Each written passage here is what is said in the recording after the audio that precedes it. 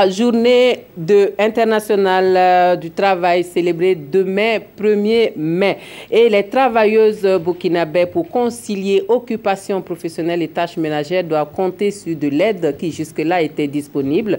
Les filles de ménage, mais depuis quelque temps, les aides ménagères se font rares aux grandes dames des femmes fonctionnaires surtout. On évoque ça et là les causes de maltraitance et d'inconfort de tout genre. Conséquence, s'offrir les services d'une bonne de qualité relève du parcours du combattant. C'est le sujet du dimanche que nous proposent Nongba Kouda et Mounira Kiri.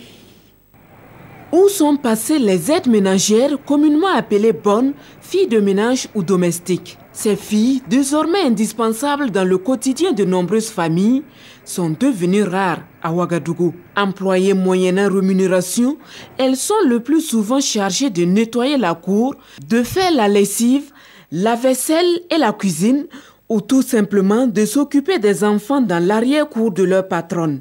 Mais ces derniers temps, trouver une fille de ménage est devenu un casse-tête pour de nombreuses femmes. Aujourd'hui, pour avoir des bonnes, il faut se lever très tôt.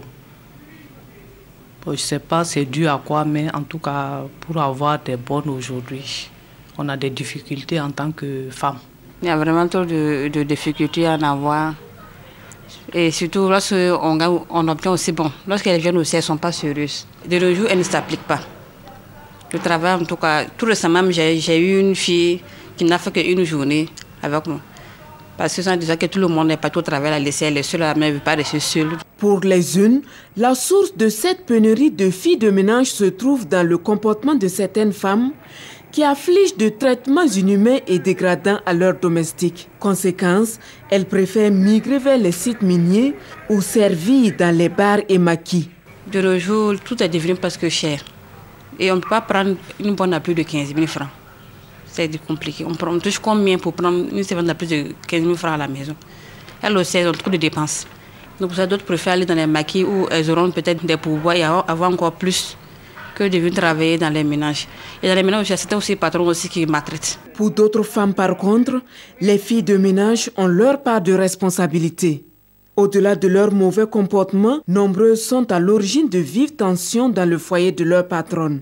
Une amie qui avait sa bonne, elle a oublié quelque chose à la maison. Quand elle est venue pour chercher, elle allait trouver que la bonne de sa voisine était dans son salon avec elle, sa bonne.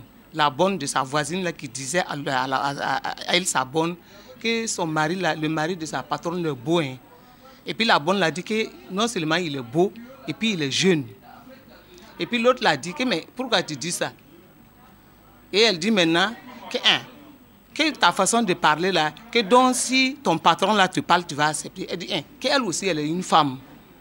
Je me dis que souvent si on parle aussi des souffrances des bonnes, moi je ne dis pas qu'elles ne souffrent pas. Hein. Dans certaines familles, c'est vraiment la souffrance totale. Mais il y a d'autres familles aussi, c'est la bonne qui est insupportable. Fatimata Traoré accueille les filles de son village depuis environ une vingtaine d'années qu'elle place dans des ménages. Elle déplore cependant les maltraitances dont ces filles sont victimes et c'est la raison pour laquelle, depuis 3 ans environ, elle s'est résolue à ne plus placer des jeunes filles comme aides ménagères.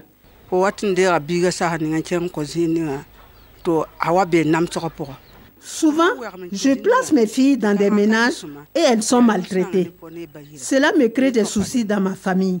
Les filles sont souvent surchargées et on ne leur donne même pas à manger. Mais en tout cas, je ne tolère pas ce genre de comportement. Si tu t'occupes bien d'elles et que malgré tout elles refusent de travailler, ramène-les-moi.